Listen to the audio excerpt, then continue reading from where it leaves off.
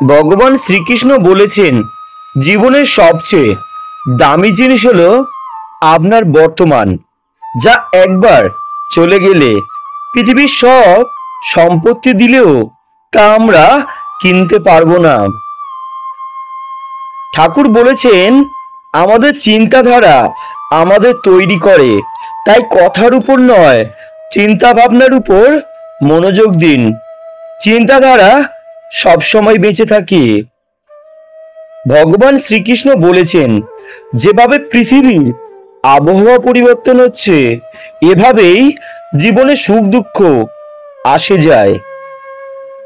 কখনো নিজেকে নিয়ে অহংকার করবেন না, কারণ পাথরও জলের মধ্যে পড়লে নিজের অস্তিত্ব হারিয়ে ফেলে।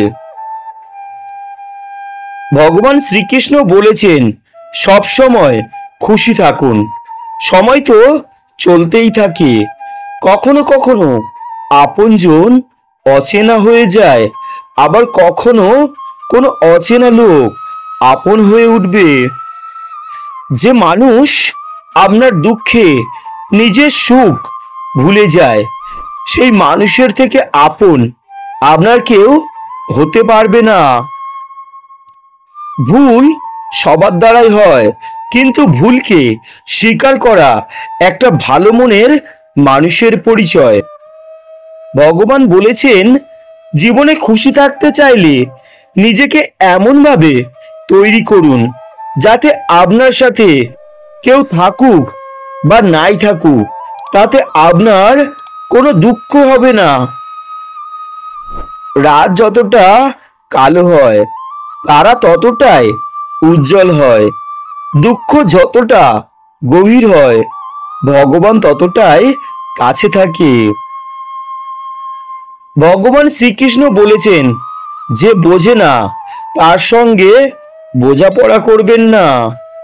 এর থেকে একা থাকুন, অন্তত আপনি স্বস্তি পাবেন যে আপনাকে বোঝার মতো কেউ নেই।